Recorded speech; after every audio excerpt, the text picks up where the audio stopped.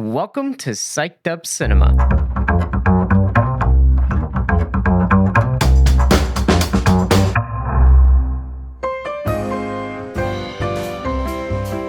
Where film and psychology meet.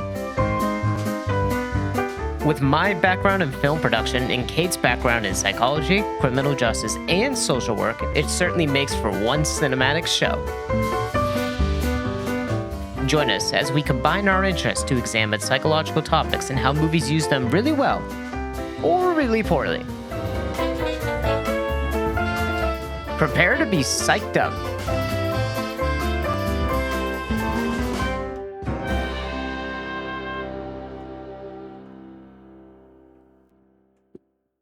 Welcome back. I don't know what to say. All right. Just kidding. Welcome back, everyone. I was trying to think of a witty intro. I was waiting on your witty intro. I couldn't even think of one. I was thinking about quoting the everything seems to be in the right spot, but I wasn't sure how that would land, so I just kind of sat in silence for a few minutes. But yes, we are back with another podcast episode. This episode is The substance. Yes, this is my pick. So I gotta call myself out here because after the Starman episode, I realized I have not picked like almost any modern movies. Think the most modern I've picked is Diary of a Wimpy Kid, and I think that came out in like 2009. Is the Starman episode even coming out before this? Yes. Okay. Yeah. The recording. Yeah. So yes. So I decided to pick a modern movie that I actually really like. Okay, I do like modern movies. I just prefer talking about older movies because I feel like they've had a lot more time to like marinate and kind of it also it's interesting to see like retrospectives of older movies and see how they've aged. And you don't really get that with newer movies. I feel like this gives me more relevant topics to talk about, though. Okay, but this is my pick, not your pick. So, um, so yeah, I was praising your pick for being modern and giving me something to talk about, but if you want to take that as criticism, so that's all your my own picks, you have problem. nothing to talk about. All my picks, That zip to talk about. is not what I said. You Um, love to take things out of context. so yes, this episode is my pick, The Substance, a movie that I enjoy quite a bit. So The Substance, some quick facts about it. Do you want to give a summary first? I always forget the summary. So Get I it actually together. I always forget the People full should know what we're talking about. No, I think before we people get into shouldn't it. know what this movie's about whatsoever. I think everyone. I certainly went in blind and was completely caught off guard. I kind of somewhat told you what like the movie was about, but I didn't really fully tell you what the movie was about. No. I went in with the impression, which you planted in my head, that we could use this to talk about dissociative identity disorder. Yeah, that didn't Okay, happen. well, I didn't verbally say we could use Yeah, 'cause you dissociated called it identity, whatever. You called it multiple personalities. I did not call it multiple Yes, you personalities. did. I was just Yes, talking you about. did. I was talking about the UR1 thing, which I'm sure we'll talk about. I was talking about that. I was like, oh, that might be interesting. And then it took a little turn, like most episodes, like in the Mouth of Madness, where you had no idea what to talk about. And then we picked up a pretty epic topic, I think. But this isn't in the Mouth of Madness. This is The Substance. Mwah.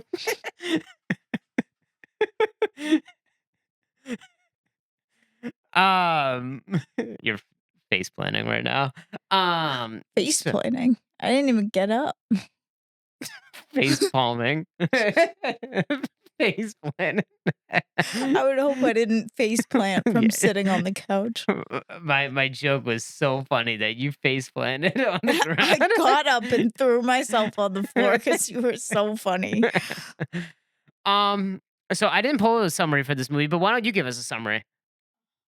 What did you think this You are movie was about? asking me to put in way too much effort. You gotta uphold your end of the bargain here, Hey, pal. I got my Google AI I have my reviews. I got my enormous DSM right here. okay, but I have the Google AI Oh reviews, my so god. Alright. See how well I can pull this out of my ass after having watched the movie one time. So, basically, the substance follows this woman, Elizabeth Sparkle. She's like a famous workout, I don't know. How would you describe her job? She does workouts on TV. It's very yeah, like 80s style. She wears leg warmers and yeah. shit. Well, she used to also be an actress too. You Yeah. could say an older actress, I guess. Yeah. Played by Demi Moore, who is absolutely stunning, especially when you consider her fucking age. Crazy. Anyway, her character gets fired for being older. She overhears the producer of the show she's Yeah, I think on, I producer, think, executive. saying about how they need to hire someone who's younger, who looks more youthful, all that. Um, so she gets fired. She ends up getting in a car accident, goes to the doctor. This young doctor hands her a note after being like really weird and squeezing her spine. I don't know what he was doing. Um, that says that he tried some substance and it changed his life. And it came with a flash drive. She plugs it in, finds out that there's this thing called the substance where you become a better version of yourself, but the caveat is that you have to spend 1 week off as your normal self in exchange for you also get a week being your younger, quote unquote, better self.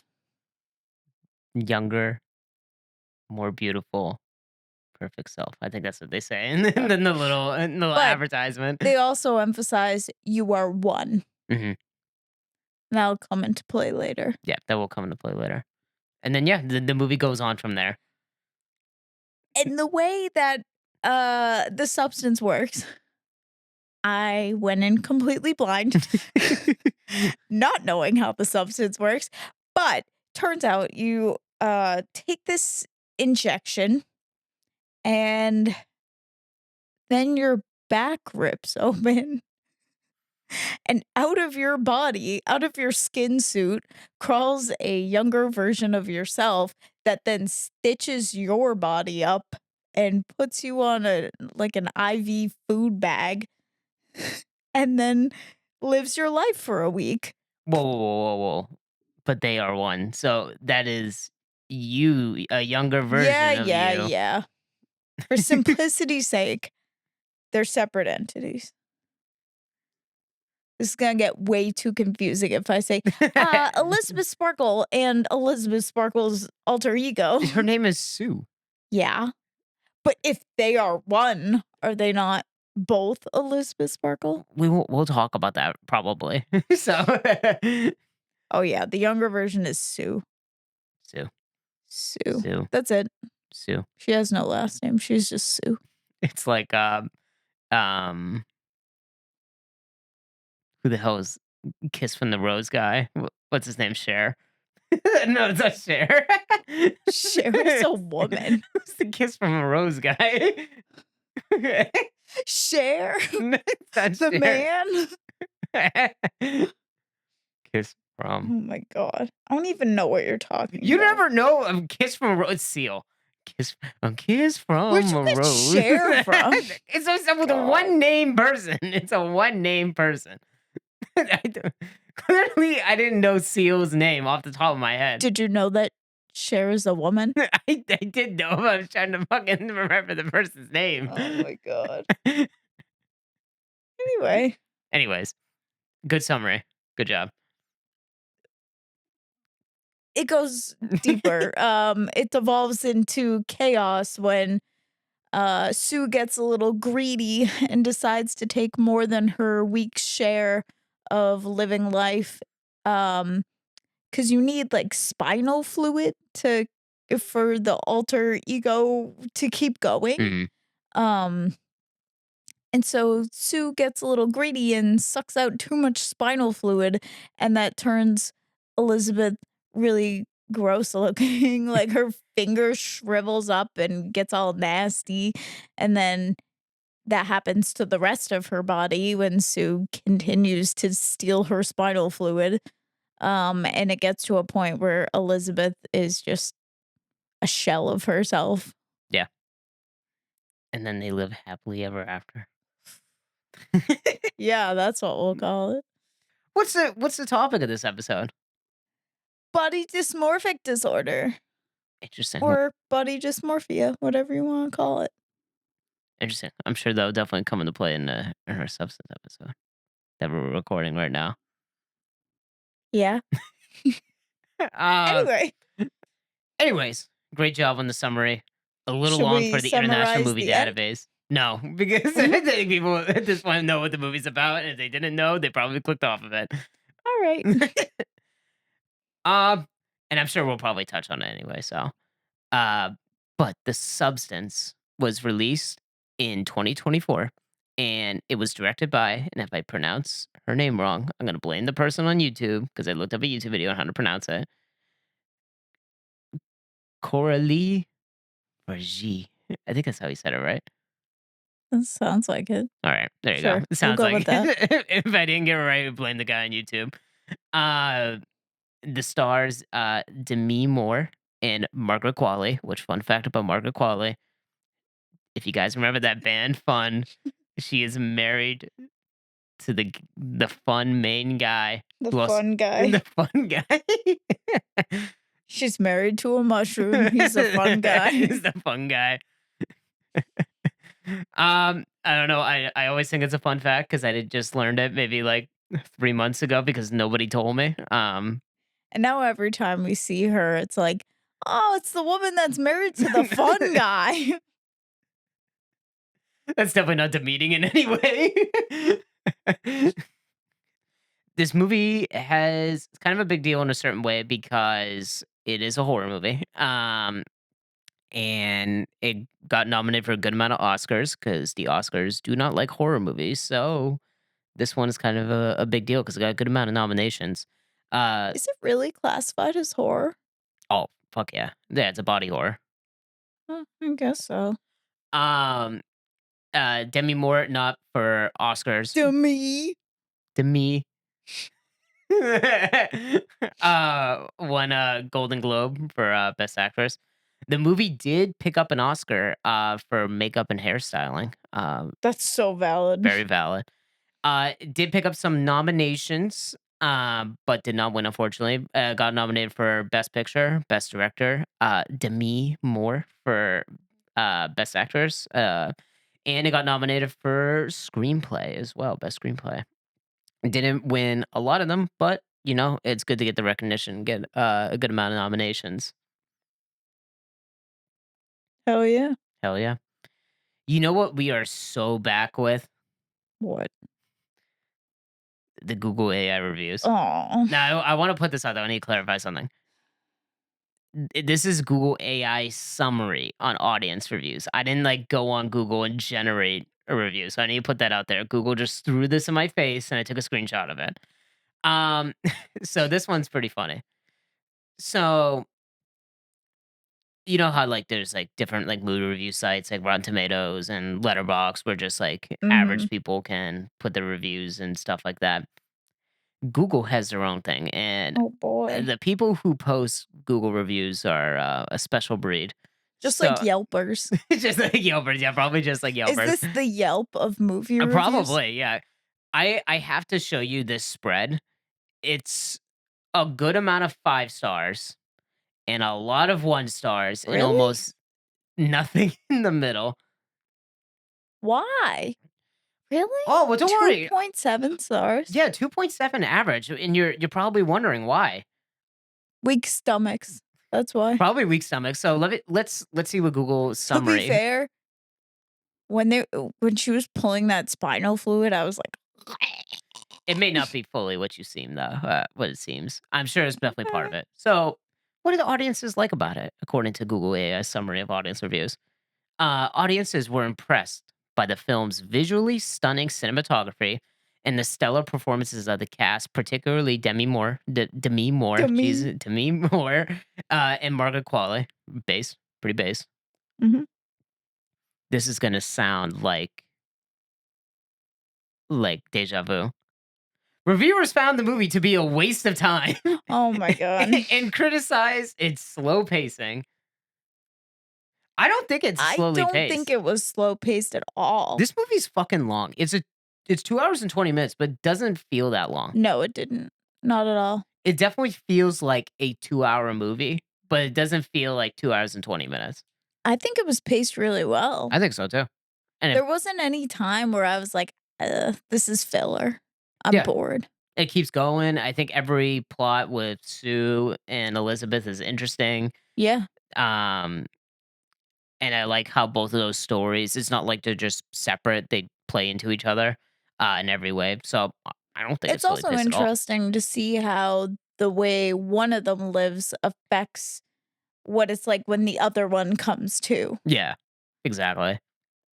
Um, I did pull a a Google audience review. This is a one-star review. Now, I don't wanna seem like an asshole, but also at the same time, when you post a public review and it's bad criticism, you're probably bound to get faced with the more criticism. So this is a person, I'm not gonna say their name, but it's also just, like, not even, like, a name on here. Um, I'm probably not gonna read this entire thing, but there's one part of it that really irritates me, so I'm definitely gonna read it. Um So this person says, "It starts off strong, but then turns to shit real quick. How, right? Question mark. That's what I'm asking myself, how? I see where it was going. The storyline was interesting, great acting. This movie would have been amazing if done properly, but seems like the director had other ideas and decided to chuck in a bunch of unnecessary nonsense. 3 laughing till I'm Like crying what? emojis. That's exactly, yeah, What that's was the like nonsense? Also, like what? what does done properly look like to you? Exactly. It's like so baseline, and this is like non-criticism.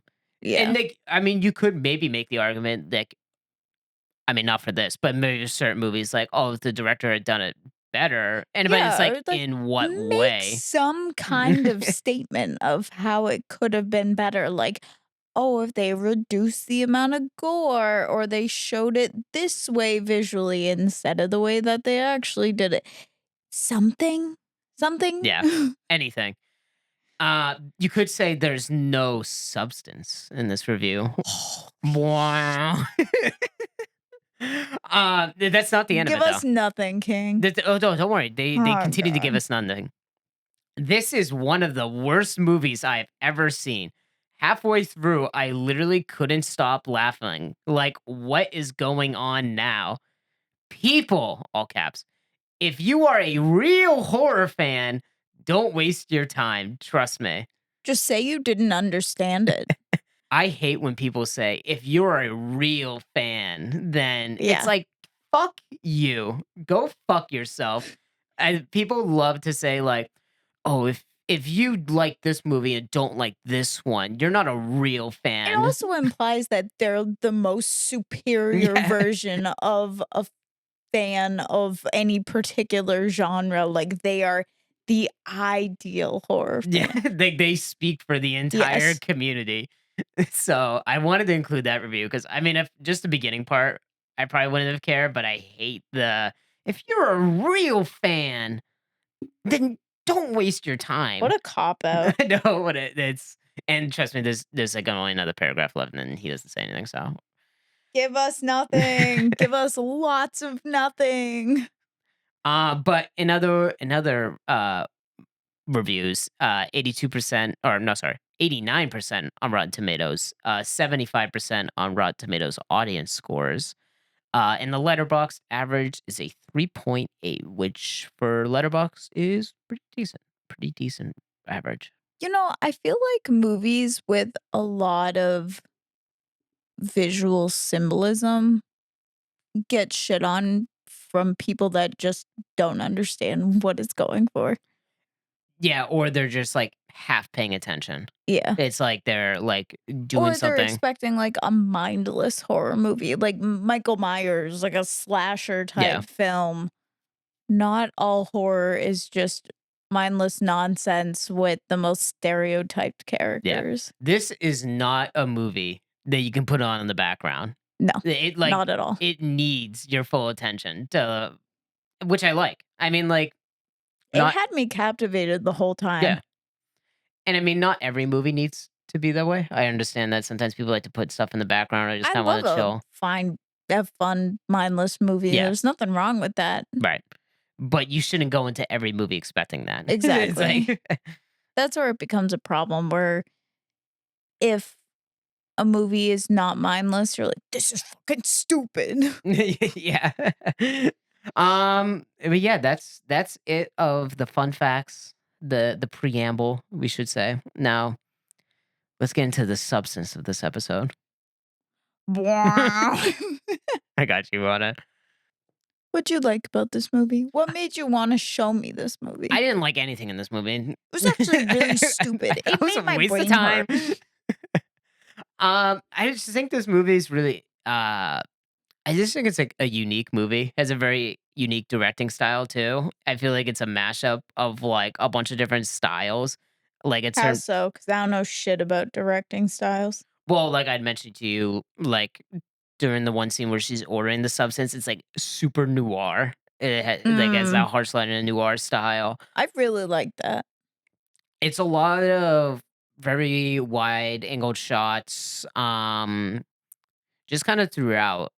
I'm not sure how often they change it. That's something I didn't really pay attention to, but you notice like and I've mentioned this to you before, like the disgusting shots where like Dennis Quaid is like eating his Oh shrimp my god. lunch. Oh, I I'm sorry to all the people that like those, mukbang videos where you just watch another person eat and they're like in the microphone. I don't get it. I'm sorry, I don't get it because watching that scene, I was like, "Ugh, close your mouth, please." It was so gross, and then watching him dip that shit in the sauce and, like, shovel the sauce in his hand in the process and just shovel that in his mouth. Oh my god, I hated that scene. uh, but just like the way those are shot are also shot very similar, probably definitely some differences to like the beautiful shots, like where they're showing like Sue's body and stuff like that, or just like the younger bodies in general. Um, they're very similar. Those shots are definitely a lot more lit up. It's a lot more brighter than like the Dennis Quaid eating or like the disgusting like bathroom scenes and stuff like that. But they just feel like the way it's shot is very unique, and I feel like Elizabeth has her own kind of visual style in her parts of the story, and Sue has her own visual parts in the story. And even when the monster comes in towards the end, I feel like it's almost sort of a mashup between everything we've seen with like Dennis Quaid eating, Elizabeth's kind of visual style, and Sue's Elizabeth style all coming in to one, and then it just gets really chaotic, at the end when all the Mm. blood starts spilling out and stuff like that.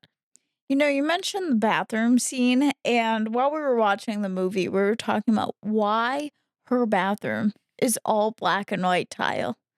I'm now wondering if that was an intentional choice because it makes me think of the "you are one" thing. I keep Mhm, going back to that mentally.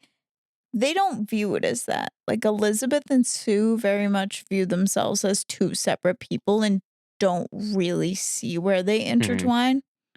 And I wonder if it's kinda like black and white thinking, like, there's Sue and then there's Elizabeth, and they're 2 different people, because every time they call the customer support line to bitch about each other, they're like, "Well, she did this," and the guy on the phone's like, "You are one. You are one. There is no she.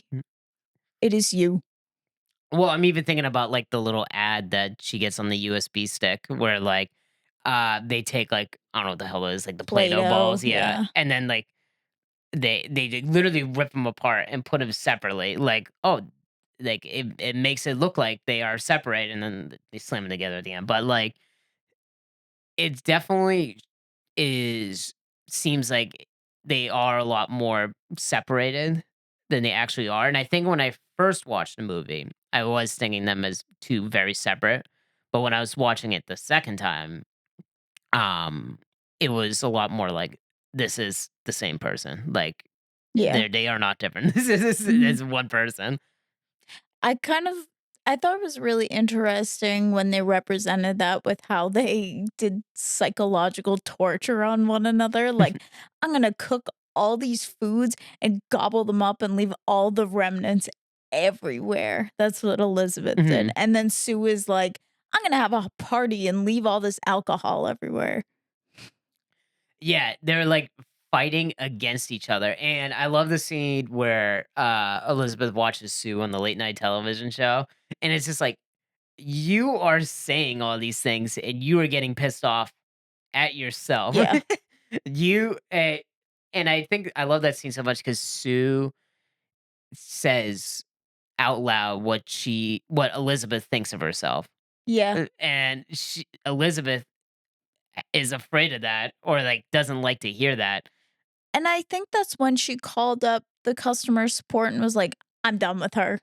We need to we need to end this." I think so, yeah, it was somewhere around that point. But then she's like, never mind. Because I think she might have done a little internal reflection there, like, "I don't even like me. Why would I say nice things about me? I Yeah. don't even like me either." Yeah, there's, like, a few points in the movie where she is like, "Should I back out of this?" And then she never fully goes through with it. Even when Sue absolutely destroys her body, Yeah. she still doesn't back out. Yeah, she goes to kill her and then revives her, which is a fucking crazy ass part of that movie. Um, That was such a great scene, though, so powerful visually. oh, yeah. Yeah, absolutely. And I think when I first watched the movie, because it definitely does take a twist for, like, absolutely, like, craziness, especially with, like, the monster at the end and stuff like that. That was so wild. You could have had me sitting here making predictions about the movie all day long, and I never would have guessed she turns into a monster Yeah. and goes on a New Year's Eve show. Well, I'm sure we'll probably touch on it, but I love that. Well, it obviously starts off with Elizabeth, that's who we're following, and then she goes to the younger self, Sue. But then once she turns into the monster, she puts on Elizabeth's face during the late night show. So it's like a full circle of like, well, now you wish you were back to where you were in the beginning. Yeah. Everything you hated about yourself, you wish you had it back now because it's so much worse now that you've tried so hard in the pursuit of looking ideal that you completely destroyed everything that you already had. Right. You can say that about a lot of older female actors now. Mhm. So many or older women, older men, just any older celebrities. There's so much pressure to look like you're never aging. It's especially common in women, Yeah. but men face it too. Um, and men face it differently, and we'll kind of get into that when we talk about the diagnosis. But there's so much pressure to never age and to look perfect forever when you're in the limelight that people resort to doing really extreme body modifications and end up looking like plastic. Mhm. Which, I mean, if it makes them feel better, I mean, it's your body, but at the same time, at what point do we just start to look inwards and say, "How do I love me for who I am?" Mhm. instead of trying to change myself? Because there's only so much you can change before you're like, "Oh shit, I fucked me up even worse than I thought I looked before." Right. And I feel like, I mean, I don't really know, but I feel like some people who probably have done some of those surgeries have probably been like, I feel like this has been worse in the end, especially if they get bad surgeries. And then they're Mhm. like, oh, now I wish I could really go back. Yeah. I I used to watch the show Botched. I still occasionally do. There are so many horror stories on there where people will go to Mexico and get, like, black market surgeries. Some lady got a BBL, and it turned out they pumped Fix-A-Flat in her butt. Wild shit. That is pretty wild. Like, you think that's gonna look cute? It didn't. Um, but yeah, I like that in the end where it ends up going full circle anyways, and it's like, could've just stayed where you were and probably would've just been happier. And I think kind of where the mental illness comes in, it's like, if she had just worked through, like, I guess you could call it like an identity crisis that she's in because she just lost her Yeah. job and she doesn't really know where she's going at this point. Well, it's kinda like a midlife crisis. Yeah.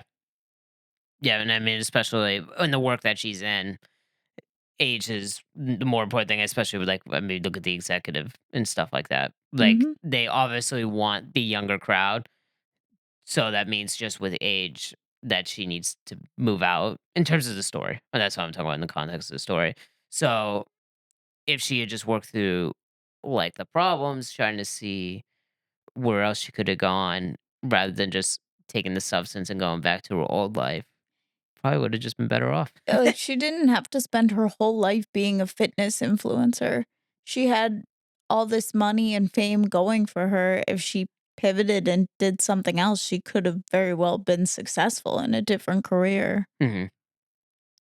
But instead of saying, "All right, how do I pick up and move on and not take this to heart?" She took it as, "Oh my god, I'm broken. There's Mhm. something inherently wrong with me." Mhm.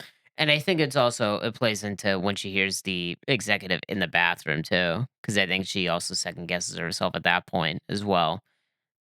Just hearing those words come out from him. And from then on, when you see her in front of the mirror, she's just hyper fixated on every little imperfection or Yeah. perceived imperfection. Yeah, absolutely. Especially uh when she goes about to go on a date with Fred. I love that guy. Fred. What a wholesome man. He is a wholesome man. And I mean he's literally on the movie for one scene, but I like his impact in the story. Yeah. Because she was ripping through Sue's stuff and thinking about how ugly she felt with her finger having turned black because Sue decided to be greedy. Um, and she just felt so gross, so horrible about herself. And then she found his phone number in her purse and was like, oh, and she thought about him Mhm. and what he said to her about how he thought she was the most beautiful woman ever. And that made a huge impact. And had she focused more on those kinds of people in the world rather than the shitty executive and the show and all the people that said horrible things about her, how Yeah. differently could her life have gone?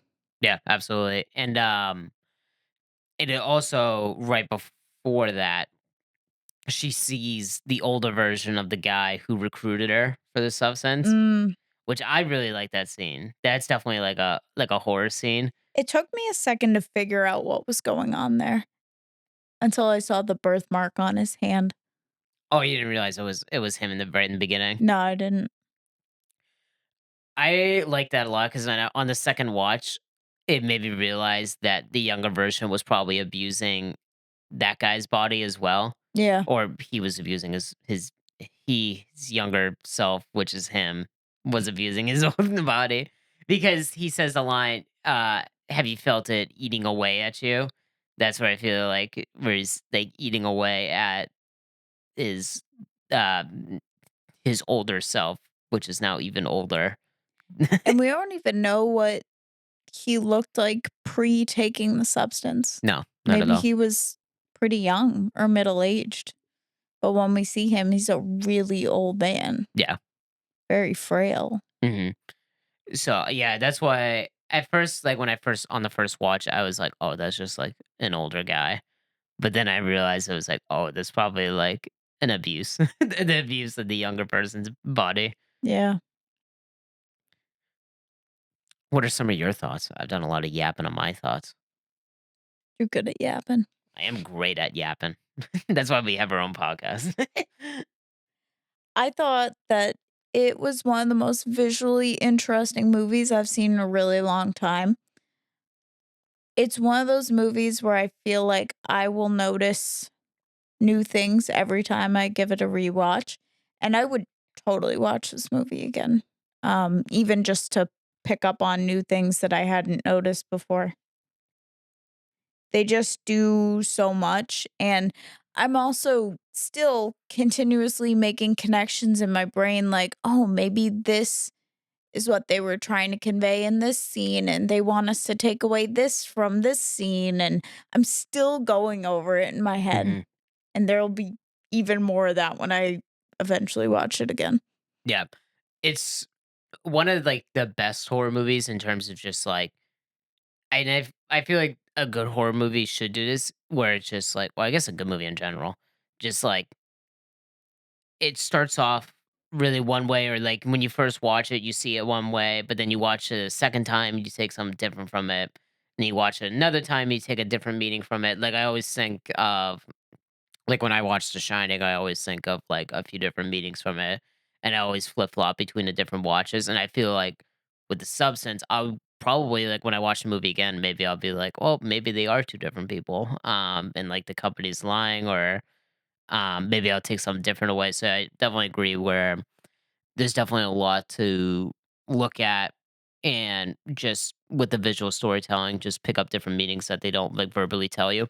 Also the exposition in this movie is fucking great. There's, like they never, like, sit down and they're like, "This is Elizabeth Sparkle. Elizabeth Sparkle won an Oscar for her film, blah, blah, blah," and it's Yeah. never like that. It's just It's really interesting how they chose to start off her story by showing her a Hollywood Mhm, star and how over time it cracks, and I took it as that's how she feels about herself. mhm. I took it kind of in a similar way, but I took it as how the public perceives her. Mm. I mean, the public's perception of her very much plays into how she sees herself, though, Yeah. because if people didn't start seeing her as an older woman, she's aging, now she's irrelevant, she's too old to be doing this, she has wrinkles. If they didn't start saying that stuff, would she have felt that way about herself? Mm. Yeah. I don't know. Yeah, so I get where you come from. So I guess we believe in the same thing, just in two different ways. Yeah. But yeah, I think because we rewatched just like the opening for notes for the show, um, and I just noticed like the exposition for it is just even like when they take the substance, it's so it tells you, but it's so vague that, like, when it comes up on like, on screen, you're like, "Oh, like, what exactly is supposed to be happening right now?" And then they're Yeah. like, "Oh, that's where it goes," and stuff like Again, that. I could have watched just that clip and taken a million guesses of how you turn into your younger self, and I never would have thought it would have been that. I It made me also think of Alien. oh, yeah, but, like, the chest burster. Yeah. It's except it's the back burster. Yeah, exactly. And you can still live after that and get stitched up. Yeah. I wonder this, but I'm not really sure if it's just, like, the style that they wanted to go with just for, like, visual flair. But I'm wanting to know, like, if Saw was an inspiration for, like, the bathroom. If Mm, if I was kinda thinking that.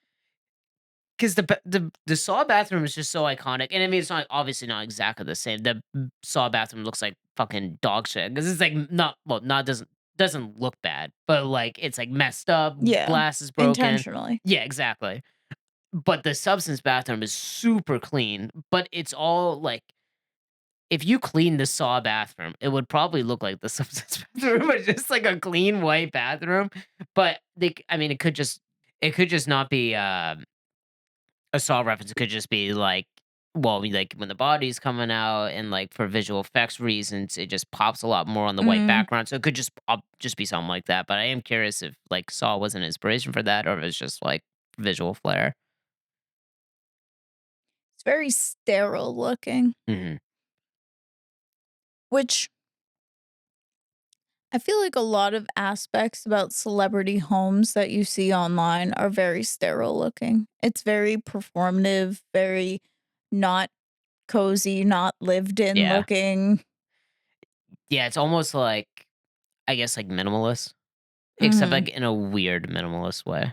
Because I feel like sometimes, like, I know people who are minimalist. Is that what they're called? Minimalist? Uh, and they do that because it's just, like, part of their personality, but it feels like for celebrities, you're right, it's more that, like, that sterile reason and mhm. not, like, they're minimalist. I was reading, The House of My Mother by Sherry Frankie, and she talks about how her mother didn't allow her to put up posters or paint her room for the longest time because everything had to look YouTube ready at all times. Mm, It had to be the perfect background for filming, and that meant there couldn't be any visual clutter anywhere. mhm. Yeah, well, Sherry Frankie's mother's known to be a very great person, so Oh, yeah. Yeah, all her, fellow inmates say so, yeah, I'm all of her sure. fellow inmates. Something I also like too is the score. I Mm, think the score is kinda samey, but I also like it a lot. I don't know, I just think, like, it's kind of iconic with the movie. I feel like it works so well with it. it does. Can we also talk about the customer service line? On the customer service line. Honestly, they got pretty good customer service. You can call them 24/7, it seems They like. respond to every phone call, They respond to every and phone call. it's only one guy Yeah, bro's cranking. working out of the back alley, He's probably making hella money. I wonder if he's just, like, the customer service rep they hire, or he's, like, the guy but it who doesn't made it. seem like he gets paid for it. There was no exchange of money. That's true, yeah. How the hell do they get paid for this? Where's the money for this? They don't get a kickback? Where's your Kickstarter? Maybe it's supposed to be like a drug test? Well, I don't know because I feel like wouldn't tell someone to go to a back alley for a drug test. It could be a form of human experimenting It's true. on people without informed consent. Yeah, because they experimented on the egg. That was the first thing we see in the movie. Mhm. I don't know. Well, we also you and I have a theory that the guy that recruited Elizabeth gets commission on Oh, everyone he big time, recruits. big time. That guy dude, Because otherwise, what interest does he have in recruiting other people? none, except he gets a kickback. So that's He's literally the only gotta. explanation. He's Big gotta be making pharma hella money. strikes Big again. pharma. um, yeah, and I mean, obviously, I mean, like, enough can be said about the visual effects look really good. The special effects in every way just look really good. I don't think there's anything that really looks, like, bad in this movie. It looked so good, it elicited very strong responses from my nervous system. Like, oh god, I hate needles. Mhm. Even that aside, when Sue was trying to pull more spinal fluid out of, Elizabeth, and it had that big sore on her back. Oh my god, What that about when freaked me she out. pulled the chicken wing out of her belly button? And I Oh know it my was like god. I think I blocked that out of my memory. I forgot about that part. I also love the dream sequences. I think the dream sequences are really cool. I feel like they work really well in this movie. Yeah, I think because it's her worst nightmare is having, like, a bad hair day, or looking bad yeah, in any way, shape, or form. and I also like them too because they're pretty short. So I feel like they if because sometimes movies will do dream sequences. Honestly, movies have kind of stopped doing dream sequences and Yeah, I stuff like feel that. like that's not super common Yeah, anymore. which I like. I can get behind that. Yeah, it was overdone for a Yeah. time. But I like it when I do it here because it doesn't overstay its welcome. It's not like we spend 15 minutes in a dream sequence Yeah. just for it to be like, oh, never mind, it didn't happen, but it's just like, and even sometimes those dream sequences play with reality too. Like when Sue takes another small injection, you're not sure if she actually did it or not because like when they start to have sex and then like she rips the or when the guy like unzips her jumpsuit, that all of her Oh, guts yeah. coming out. Oh, So you're like, "Oh, wait, no, she didn't take the injection, she switched." But then you see her yeah. finger and like, "Oh, wait, she did inject." So I like how it plays with the dreams and reality, so it's not just like, "Oh, it's a dream." Yeah, I think it very much shows what their fears are. Mhm. Yeah, absolutely. Which, like you said, it's like either being embarrassed or something happening to the younger self, something like that. Or looking undesirable to another person. Yeah. God forbid. Also, fucking Sue ripping up that bathroom like an absolute champ. That was the most unbelievable thing in the movie, how they could just rip up How that she did that apartment construction project. by Where are your herself within permits, Sue? 7 days. Sue, did you file a permit with the town? With the landlord. Did you let the landlord know that you'd be ripping in another bathroom door? Also, how'd you know that there wasn't gonna be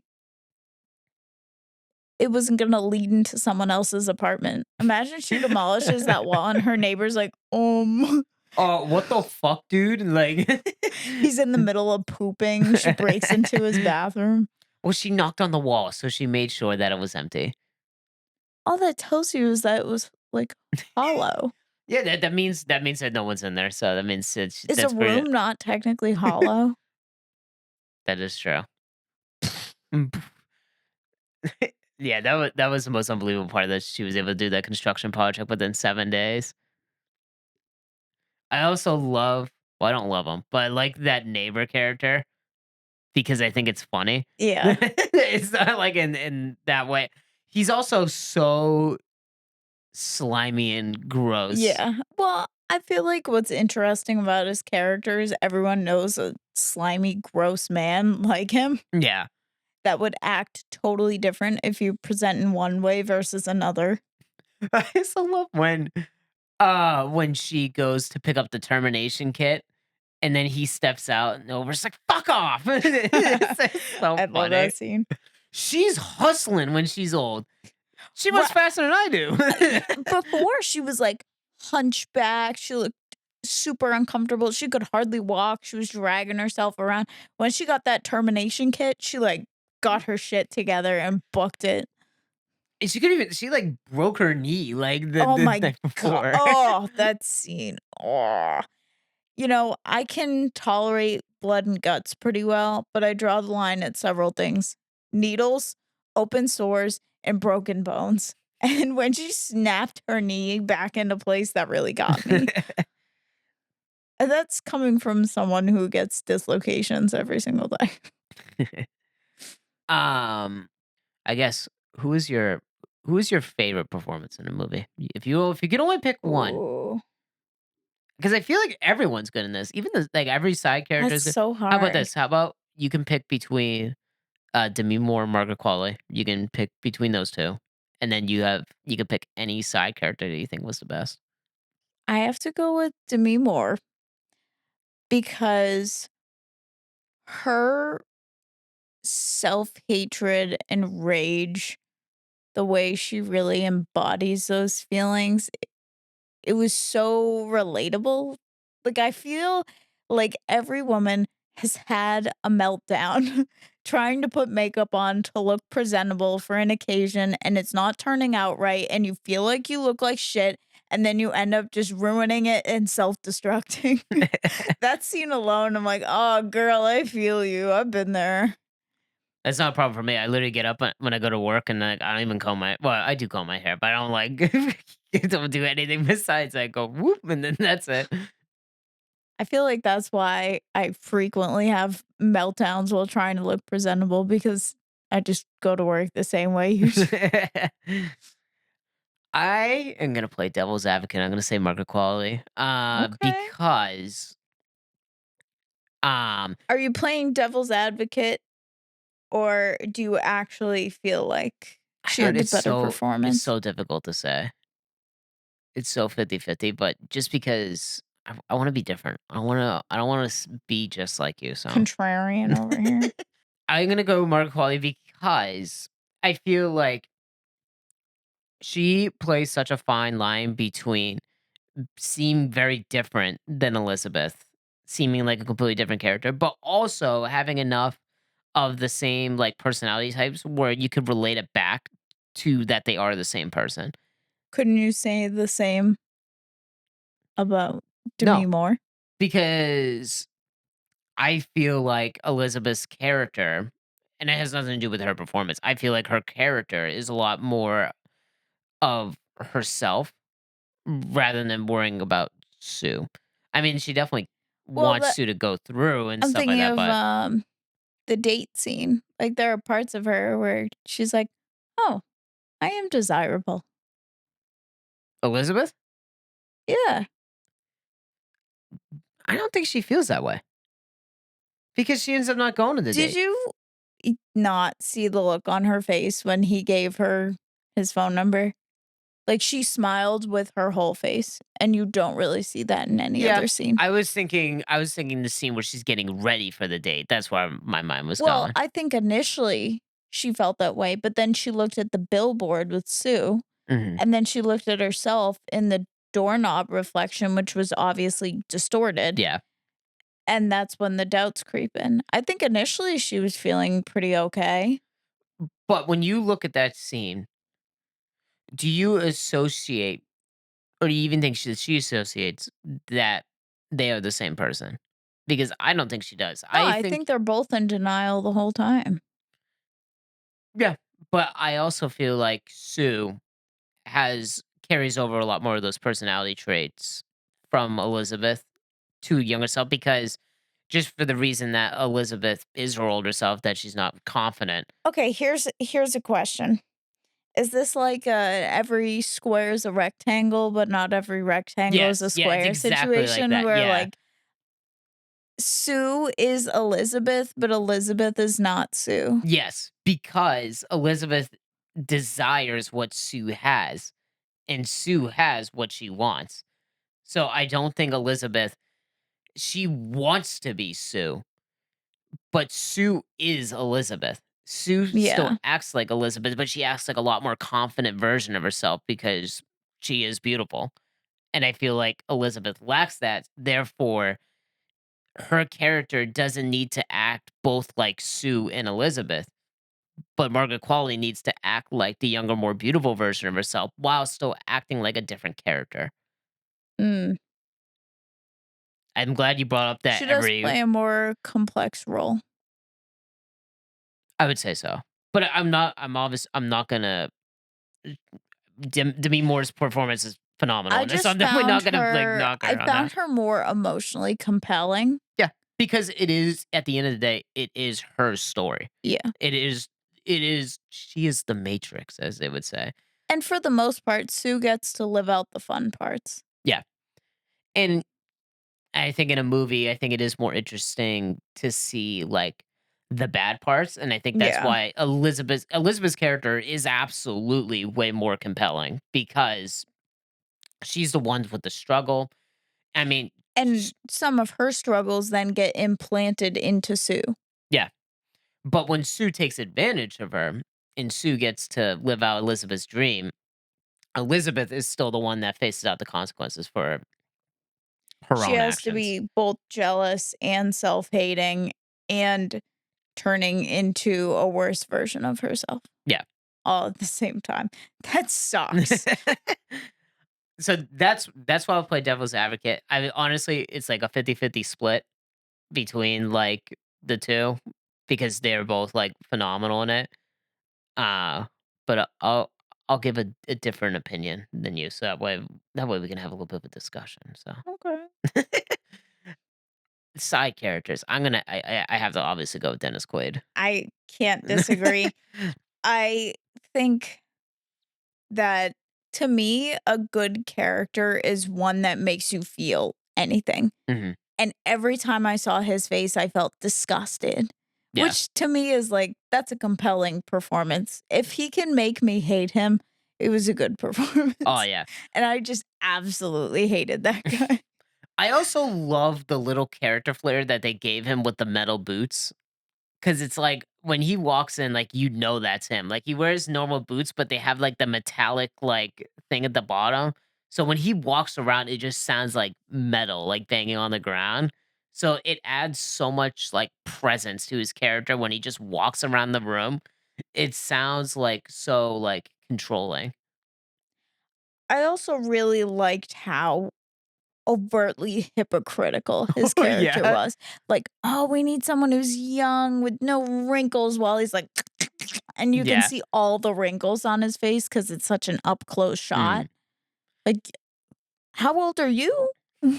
I also love, cause he says, "At 50 it ends," and then she's like, "What ends?" And then he flaps his shrimp around, and it almost like I don't know, I take it as like a flaccid penis, where it's like it ends, and he's just like shaking around this shrimp that's flaccid. So that's how I took that. So I agree with the hypocrisy where you're coming from. Yeah, it's all of his thoughts are centered around how, oh, at a certain age, a woman's body is inherently less valuable, while also not acknowledging, like, look in a mirror. How old are you? Are you not around her age? Yeah, what a guy. But yeah, his performance is so good in this movie. Also, I love the when he goes up with the executives at the end when like her body's falling apart. Also, we didn't even talk about that scene where her when she's getting ready for the New Year's Eve gala and her body's just falling apart. She's Oh, where pulling her teeth teeth out. fall out? Ugh. I love that shot too, and I know they know it's a banger shot because they always use it in advertisement and pictures where it's like, "Pretty girls are meant to smile," and then she gives that, like, that smirk. Oh, that's so good, and Yeah. that's, also a great moment in her performance too, where, like, she's, like, visually, like, crying, but she needs to look happy, so it's such a, like, great look right I there. think that's another thing about hypocrisy, like, Dennis Quaid's character, he can be as rough and tough and not smiley as he wants, and nobody's gonna say shit about it, but if Sue doesn't smile, that's a problem. Yeah. She needs to put on the act, and he can be whatever the hell he wants to be. Mhm. Well, since he's an executive, he can get to do that, so Mhm. Oh, should we talk about, the comparisons with Mickey 17? I guess we could briefly, yeah. In some ways, they kind of tackle similar topics. 2 people of the same DNA. What how does that play out? And they both took really unique takes on it, where one is they are visually identical, but personality-wise, they're different, and the other is visually, they're completely different, but personality-wise, they have very similar thoughts about themselves and Mhm. who they are. Yeah, honestly, we could probably do like our own little like mini episode on that. Mm, But I think where really the differences come in is Mickey 17 and Mickey 18 at the end are able to kind of set aside their differences. And I feel like Mickey 17 learns from Mickey 18. And I feel like they grow to like at least like somewhat like each other or at least have some respect for each other. In the substance, I think it's like the complete opposite where they yeah. both fucking hate each other. They don't wanna get along whatsoever, and it's just like predator and prey, like whoever comes out on Well, top. I think part of that is a consequence of one literally feeding off of the other's life force. Yeah, and I mean, that's something that Mickey doesn't need to worry about because I think where also the substance comes in different is like Mickey 17, like if Mickey 17 dies, like Mickey 18 still lives on. But if Elizabeth dies, then Sue is also dead. And if Sue dies, then that's the other half of Elizabeth that she wants is dead. And So she still has to live with her aged self. yeah, exactly. So I mean, I think it's interesting where because they are extremely similar, but the way that at the end how the movies handle the 2 different people is completely different.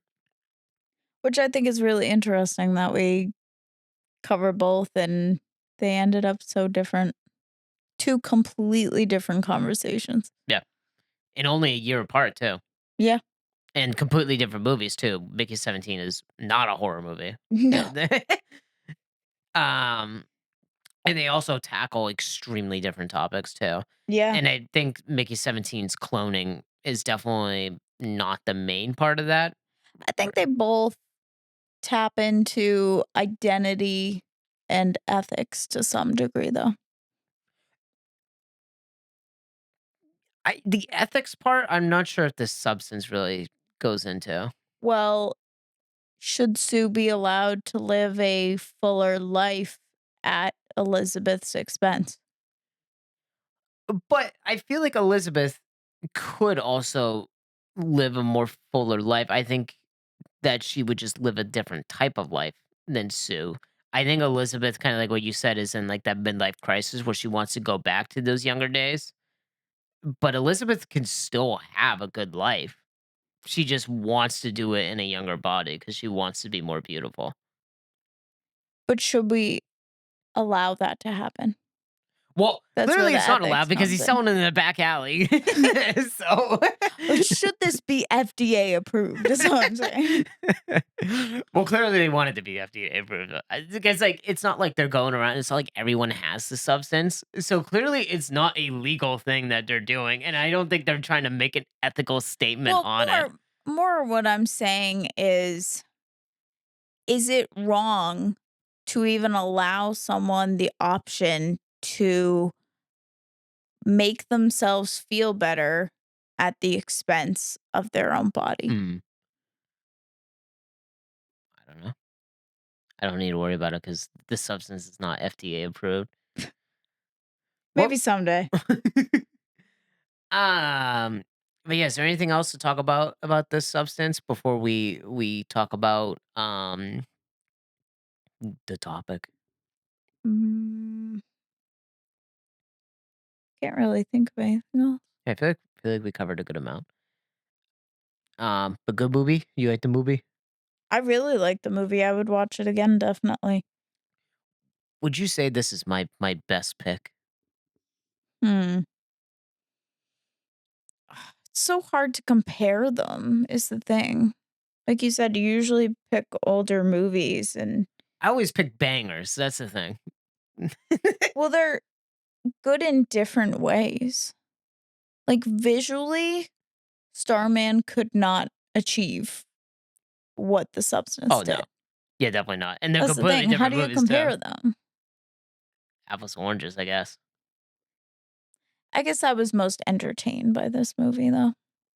This one had me most captivated, Mm, but I'm also big on visual storytelling, yeah. and this one obviously had the best visuals.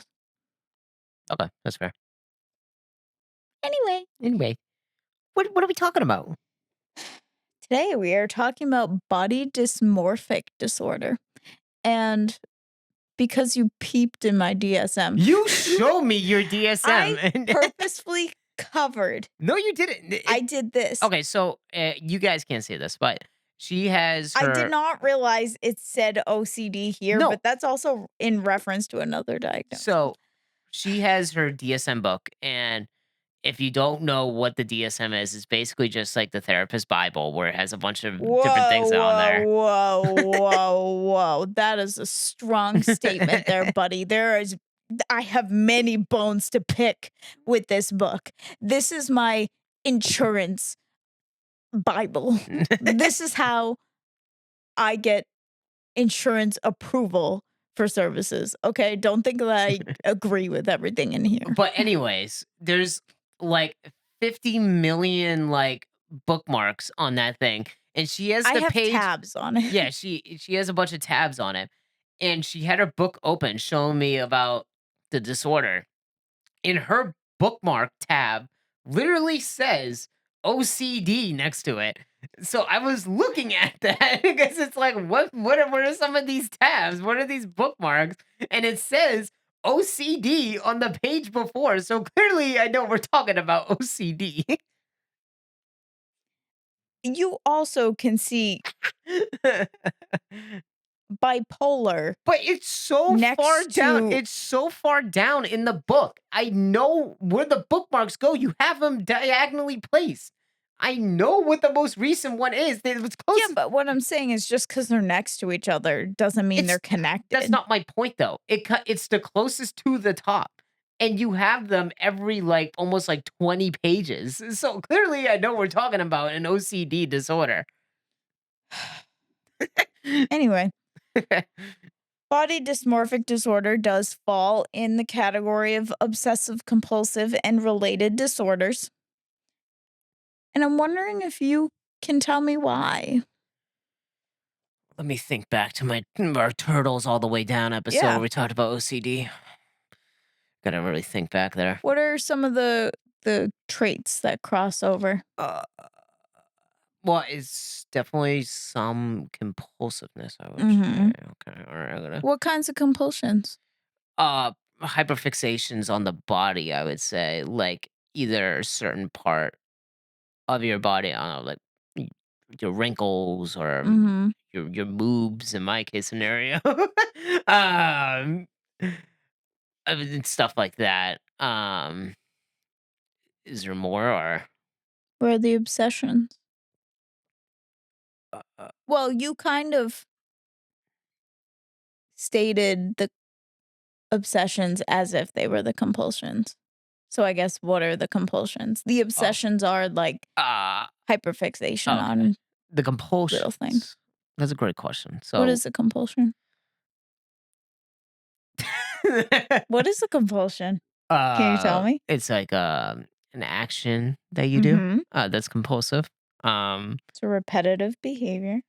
that's a great way of putting it. I was just about to say that. Mhm. Uh, um,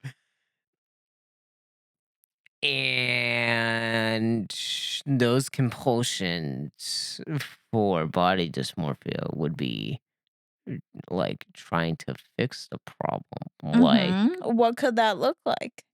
maybe putting on, like, ointment, like, every, like, 5 Uh-huh. minutes or something like that, Okay. or, uh or, like, trying to put on a lot of makeup or cosmetic products to Mhm. cover something up, like, frequently. What about before you go out in public being like, "Do I look fat in this dress?" Would you say that's a compulsion? If you did it every time, Mhm. probably. Reassurance seeking. You sure see I was just about to say that too.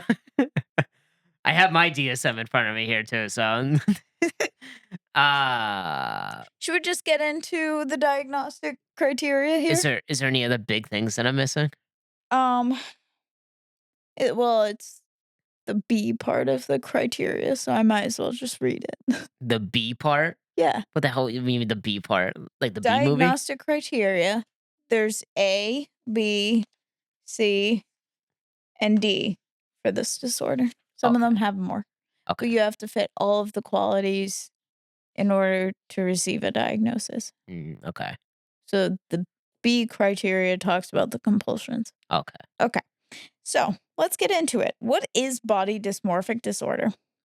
It is, according to the DSM, it's a preoccupation with one or more perceived defects or flaws in physical appearance that are not observable or appear slight to others. So things that you might fixate on that aren't really a big deal to other people, like maybe you have a your teeth are a little yellow, or you have slight wrinkles, or you have a little bit of acne or discoloration in your skin, or just anything that you might notice far more than other people would notice about Mhm, you. But you become really fixated on these things mhm, and are in this pursuit to try to fix them. mhm, B. At some point during the course of the disorder, the individual has performed repetitive behaviors. These are the compulsions. Some of the examples: mirror checking, excessive grooming, skin picking, reassurance seeking, or you can have mental compulsions as well. They're not always something that you're acting out, which can be comparing your appearance to others. And these compulsions are in response to the concerns about yourself, the A criteria piece. uh-huh, C, This preoccupation causes clinically significant distress or impairment in social, occupational, or other important areas of functioning. Basically, it's distressing and disruptive. Okay. It, in some way, harms your ability to live your day to day life. Okay. So like obsessing something so much that it gets into this your normal routine. Yeah, so I think about the date scene. She's trying to get ready for this date, but she's so obsessed with the fact that, oh, her boobs don't look like that of Sue's in Hmm. the billboard outside of her apartment, so she has to use the scarf to cover it up. And then she's like, "Oh, my face doesn't look good. I'm gonna put all this makeup on it." And then she hates the way the makeup looks, so she smears it all over her face, Hmm. and then she ends up not going on the date. Yeah. That's extremely disruptive to her social functioning Okay. or occupational. She ends up just being unemployed and taking the substance instead Yeah. of trying to find a new job. Yeah. The last criteria is the appearance preoccupation is not better explained by concerns with body fat or weight in an individual whose symptoms meet diagnostic criteria for an eating disorder. Um, Basically, I think a lot of disorders have a similar final criteria, like this diagnosis is not better explained by another one, pretty Hmm. much. In order to diagnose this, it has to be more fitting than other diagnoses. So it's kind of like self judgment at that point, Clinical judgment. clinical judgment, Yes, the insurance term. pretty much. And here's an interesting bit. What do you think that this could look like in men? In men, Mhm. probably some with their wieners or something like that. Mm, what are men fixated on their appearance typically? Like, what do you see in media where men are Their fixated on? I'm abs, mhm, their mm. muscles. So there's a specifier for Uh, this diagnosis where you can say this person has body dysmorphic disorder with specifier.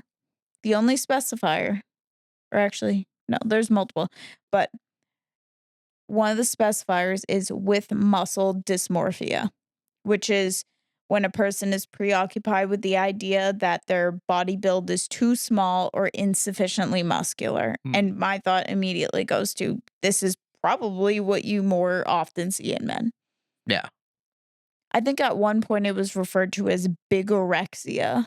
bigorexia. Just like informally referred to as uh, that because it is an obsession that is followed up by compulsions yeah. like the excessive meal prepping, going to the gym every day, protein intake, potentially steroids. Hmm. I think it's interesting to see how it could present differently because when you think body dysmorphic disorder, how often do we think of women automatically? Right.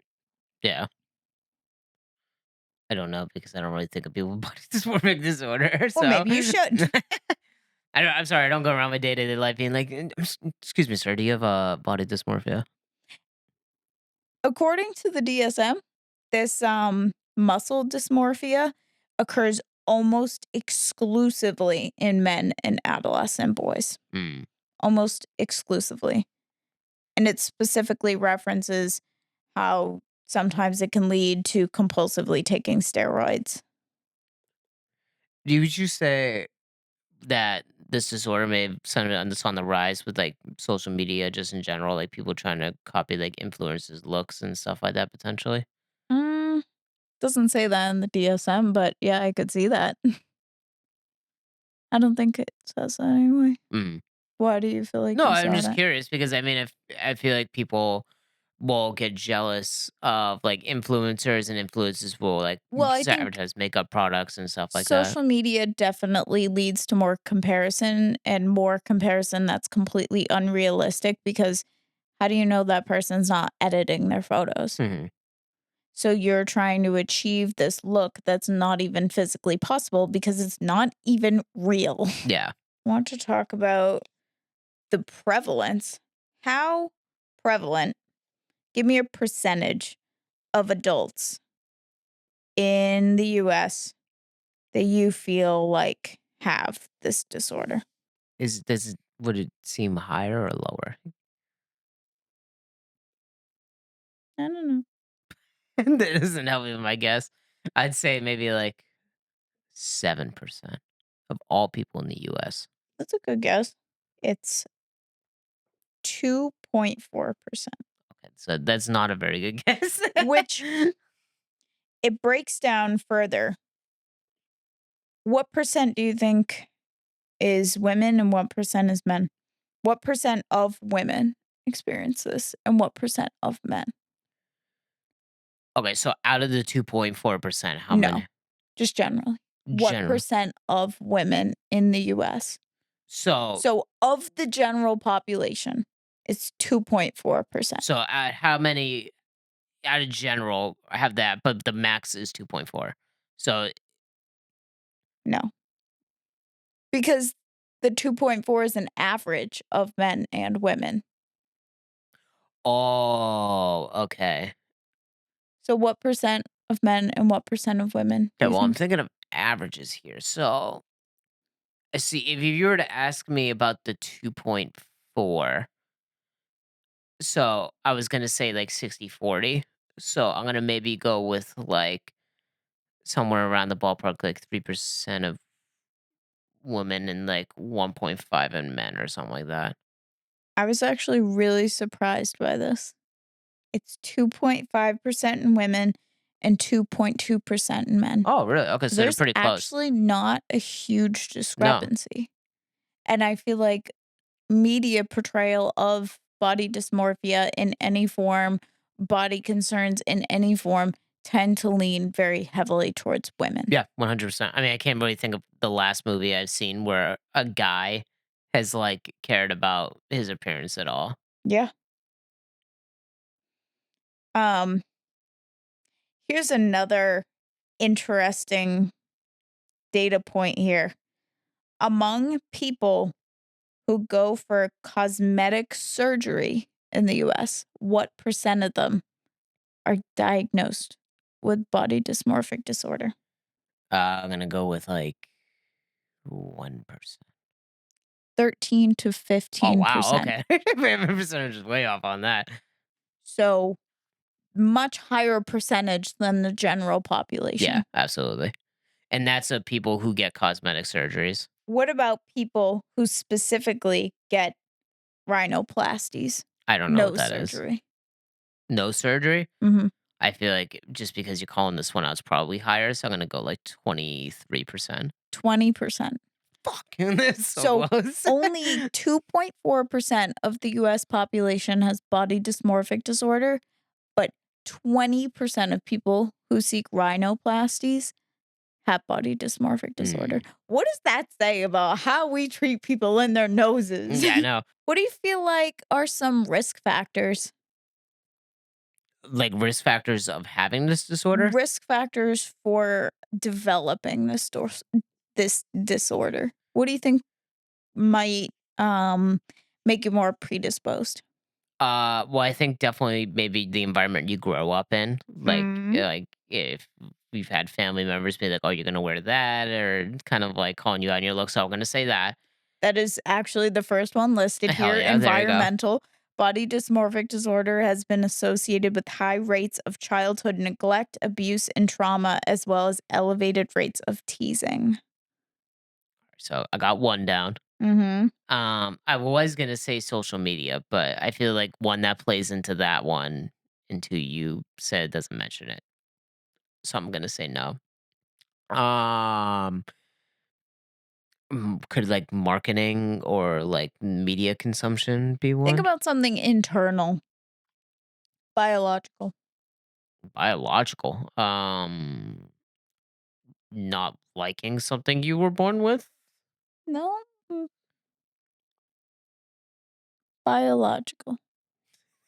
That doesn't help me. What might cause the way you look? The way you're born? We're getting Mm, closer. being born with a birthmark or something? No. Or Should I just tell you? Yeah. Genetics.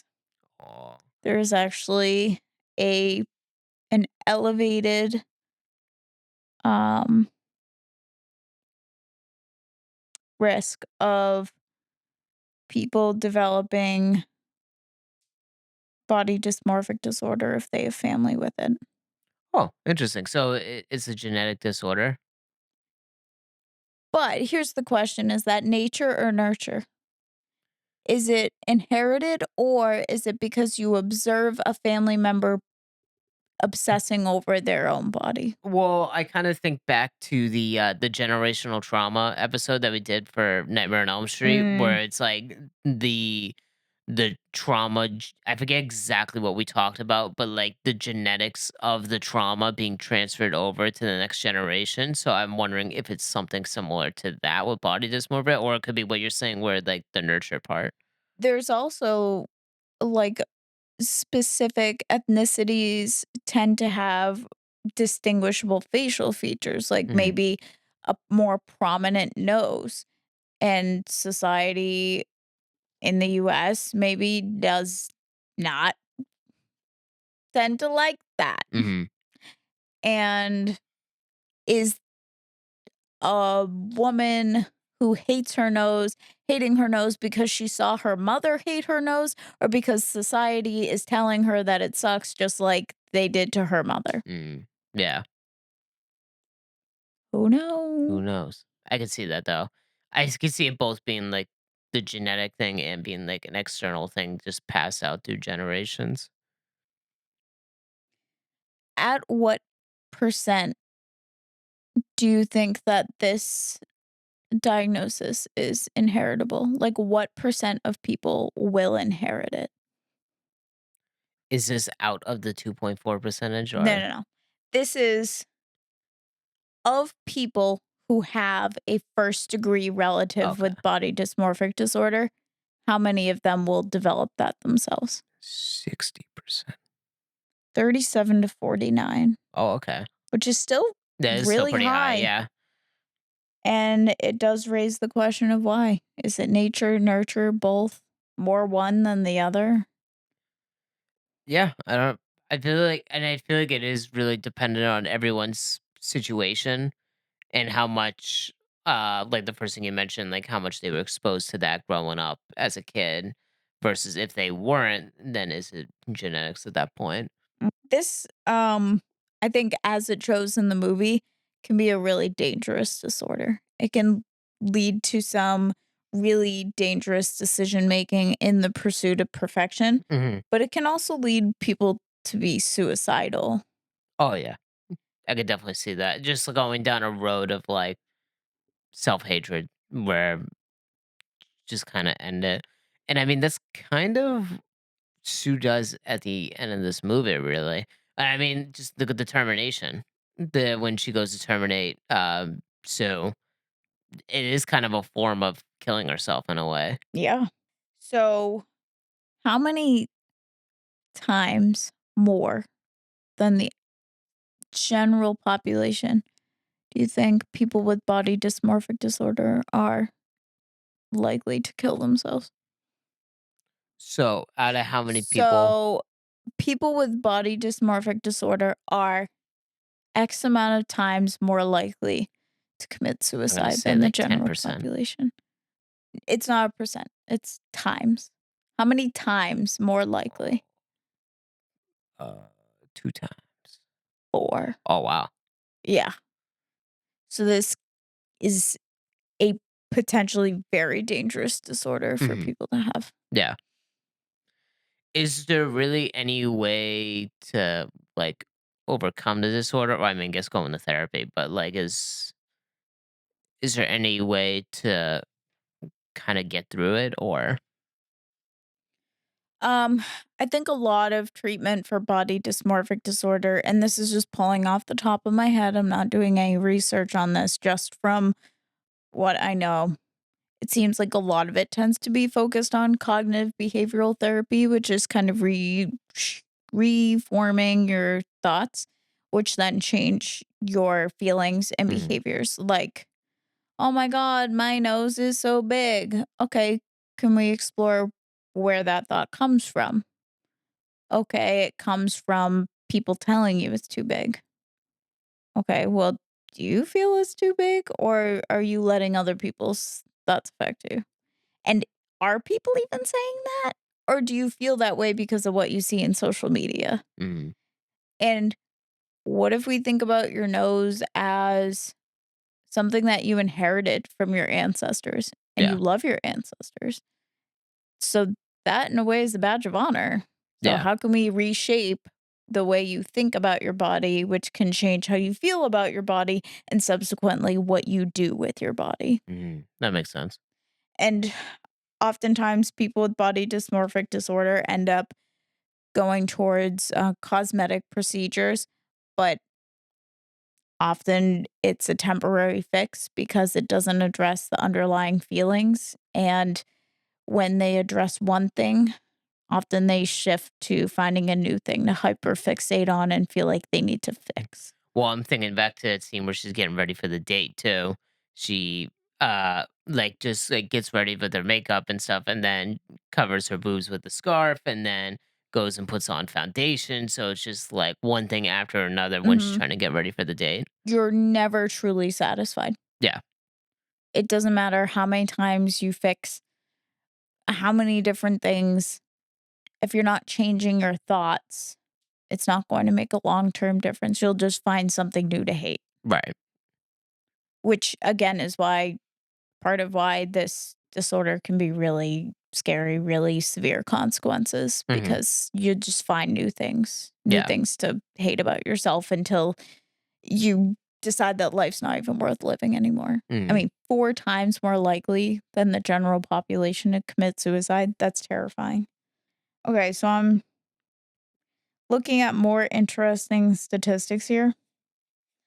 What percent of young adults with body dysmorphic disorder report dropping out of school primarily because of their symptoms related to the disorder? What percentage? Yeah, 20%. 20%. Hell yeah. There you go. Finally Isn't got that one a right. huge amount? That is a lot. Yeah. That's a lot of people I mean, that's one in five. So yeah, whose feelings about their appearance cause them to drop out of school. yeah.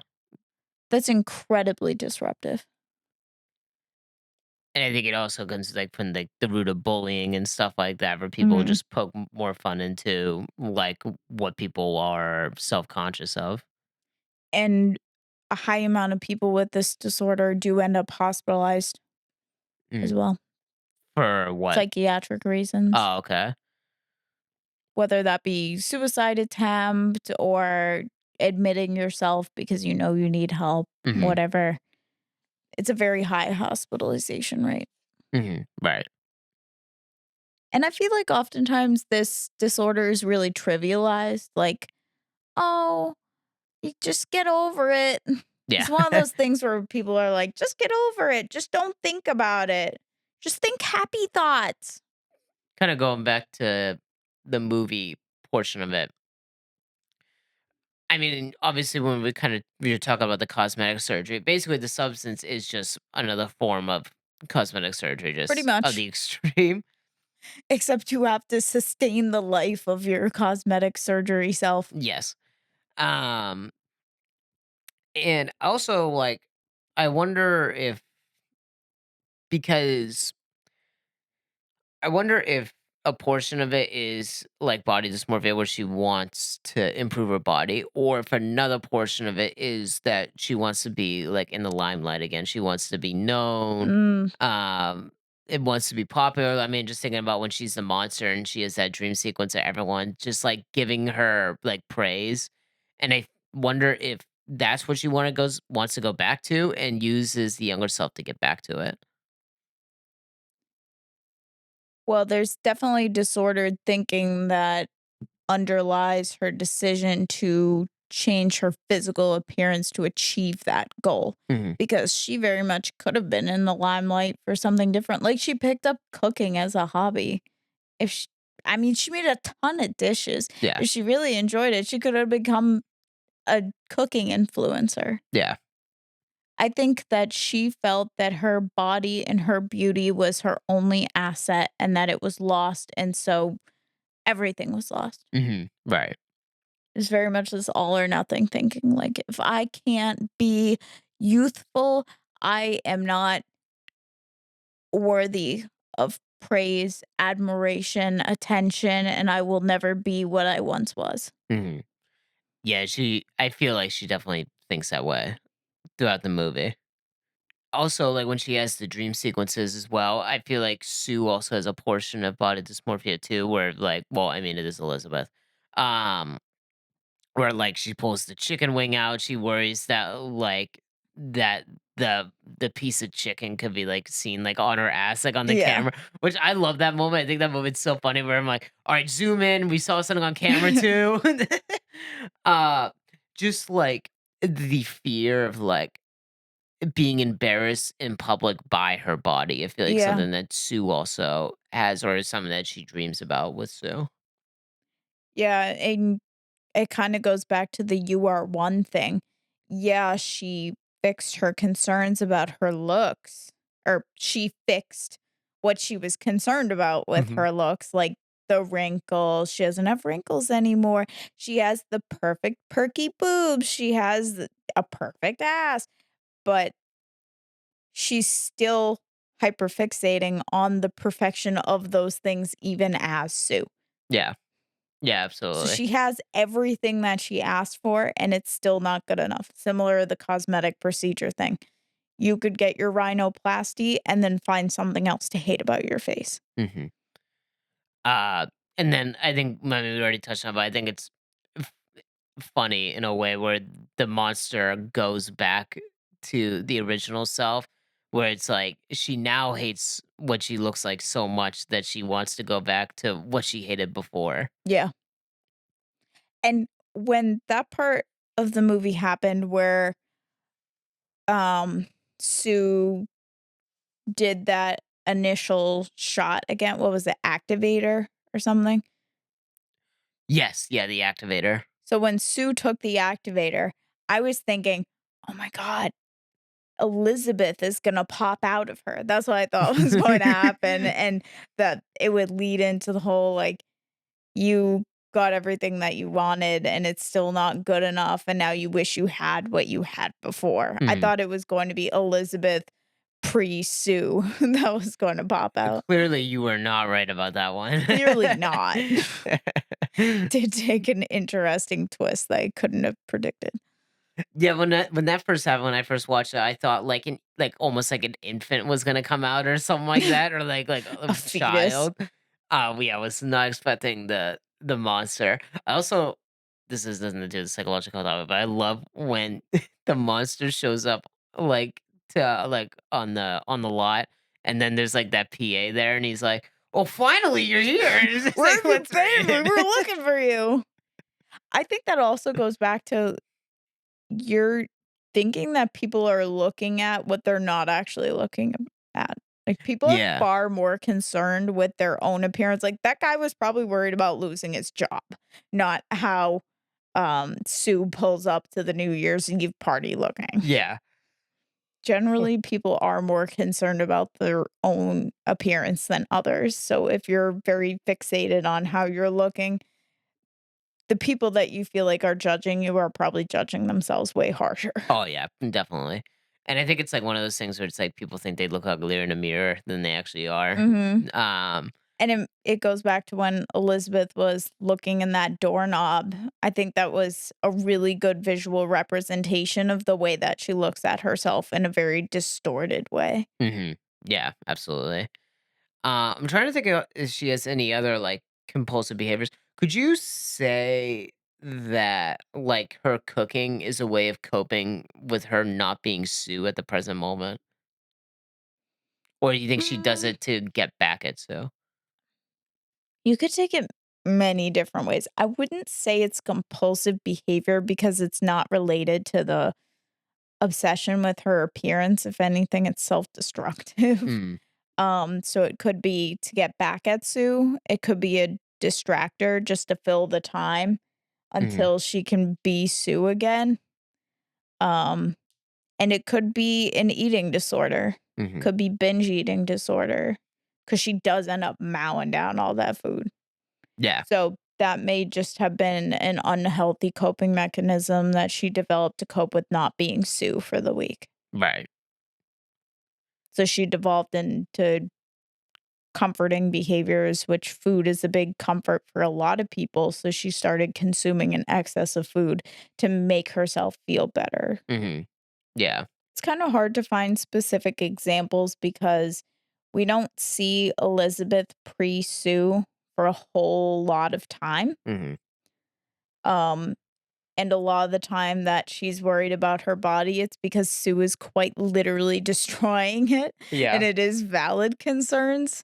Um, but I think the most indicative scene of body dysmorphic disorder for me was the scene where she's getting ready for that date Mhm. and, the bathroom at the set that where Oh, she yeah, yeah, overhears yeah. the phone conversation that leads her to start analyzing herself and her looks more. Those are the 2 biggest scenes. I think we covered those pretty well. Mhm.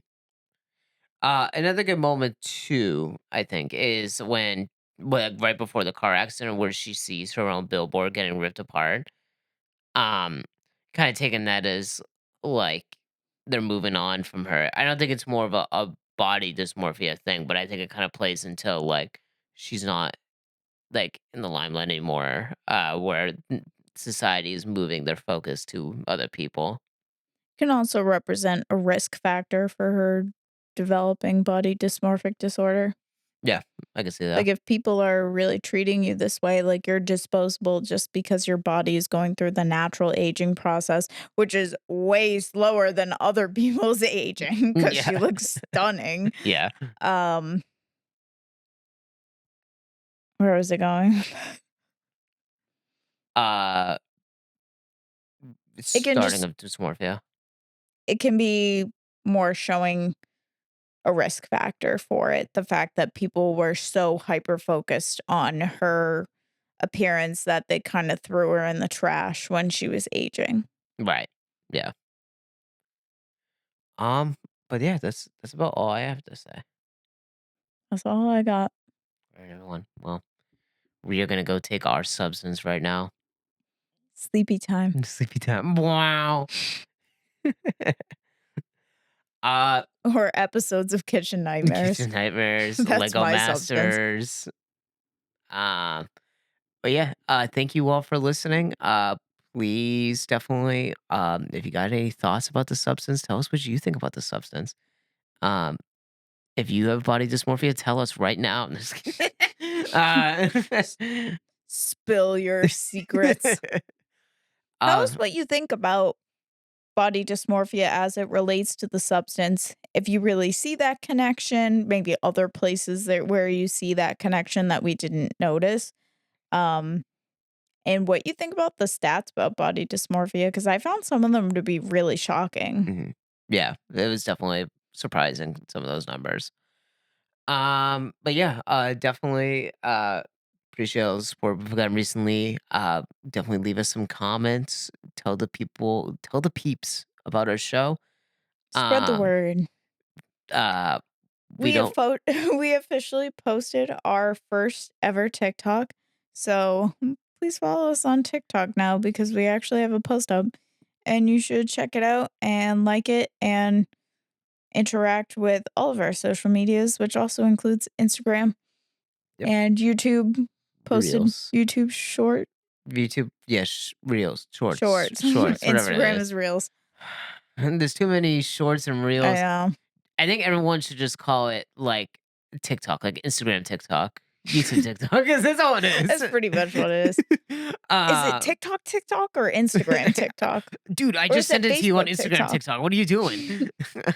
um, Or is it Instagram Twitter, also known as Threads? Threads, which I don't think anyone uses anymore. I I don't don't think know. anyone uses that. Did anyone use it to begin with? Maybe, I don't know. Beats me, I've but never now no been one there. uses Twitters anyway. So Twitter's You the mean X. X? Actually, I use X. So instead of saying I tweeted it, do people say I X'd it? No, no one says that. But I do I bet Elon Musk says that. I now have the image in my head where he jumps up He in the jumps form and of makes an the X. That's X. exactly what was going through my brain. What an idiot. Um, but yeah, thank you all for listening. Definitely share. We would like to do some more unique content on TikTok besides clips, but we're doing clips right now. We might do some more short form content. Maybe some videos potentially. We'll see, we'll We'll see. see. We'll see. We'll see. Okay, everyone. We'll see you for the next episode. In the meantime, take care of yourself.